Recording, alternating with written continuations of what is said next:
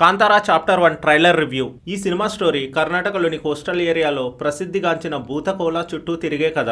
2022లో వచ్చిన కాంతారా 16 కోట్ల బడ్జెట్తో తీస్తే ఇండియా వైడ్గా 400 కోట్లకు పైగా కలెక్ట్ చేసి పెను సంచలనం సృష్టించింది. దానికి ముందు జరిగిన కథతో తీసిందే ఈ కాంతారా చాప్టర్ 1. నాన్న ఇక్కడ ఎందుకు మాయమయ్యాడు అనే డైలాగ్తో ఈ రెండు పార్ట్స్ని లింక్ చేస్తూ ట్రైలర్ స్టార్ట్ అవుతుంది. తర్వాత వచ్చే శ్లోకం, ఎప్పుడైతే మనిషి అధర్మం వైపు వెళ్తాడో ధర్మాన్ని కాపాడడానికి ఆ ఈశ్వరుడు తన గణాల్ని పంపుతూనే ఉంటాడు అనే వాక్యంతో పురాణ కాలంలో నుంచి జరిగే కథ అని క్లారిటీగా చెప్పారు. ఇక ఈ ట్రైలర్ లో కాంతారా సినిమాలోని ఎమోషనల్ టచ్ ఉన్న మూవీ స్టోరీ మాత్రం కంప్లీట్ డిఫరెంట్ థీమ్ లో వెళ్ళింది. కాంతారా క్లైమాక్స్ లో రిషబ్ శెట్టి యాక్టింగ్ కి కళ్ళల్లో నీళ్లు తిరిగి ఒళ్ళంతా జలజరించి పూనకం వచ్చినట్టు ఉంటుంది. ఈ ట్రైలర్ లో కూడా అలాంటి షాట్ ఒకటి ఉంది. నుదుటి నుంచి రక్తం కారుతున్న సీన్ చూస్తే అర్థమవుతుంది ఈ సినిమాలోని స్పిరిచువల్ డివైన్ ఏ రేంజ్ లో ఉంటుందో. ఇలాంటి సినిమాని చిన్న ట్రైలర్ చూసి ఒక జడ్జిమెంట్ కి రాలేము. ఎందుకంటే ఈ ట్రైలర్ లో చూపించింది 1% మాత్రమే, ఇంకా 99% మిగిలే ఉంది. ఇక ఈ ట్రైలర్ చూస్తేనే తెలుస్తుంది ప్రతిదానికి గ్రాఫిక్స్ అంటూ నకిలీ జోలికి వెళ్లకుండా చాలా వరకు రియల్ ఫారెస్ట్ లొకేషన్స్ లో షూట్ చేశారు. పాన్ ఇండియా మూవీ అంటూ 500-600 కోట్లతో తీసిన మూవీస్ లో గ్రాఫిక్స్ కరెక్ట్ గా లేక తేలిపోతుంటే